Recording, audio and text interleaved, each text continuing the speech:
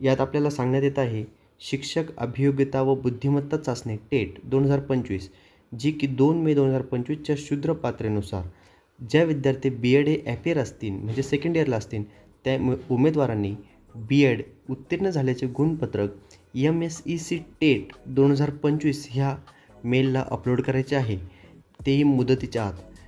त्यांनी अजून पुढं देखील म्हटलं आहे की जे विद्यार्थी गुणपत्रक हे लेट अपलोड करतील त्यांचा विचार केला जाणार नाही याची गांभीर्याने नोंद घ्यावी, असं विधान वापरलं गेलं आहे.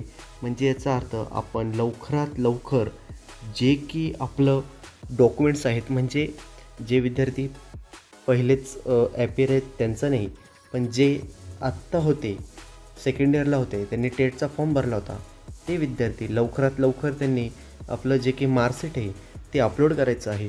आणि अपलोड झाल्यानंतर आता याच्यावरून आपल्याला 100% कळतं आहे की आपला निकाल येत्या आठवड्यात लागण्याचे हे चान्सेस वाढत जात आहे. हेच काही कारण असू शकतं की याच्यामुळेच आपला निकाल जो आहे तो वारंवार लांबत जात आहे. तर सर्वांनी याची काळजी घ्या.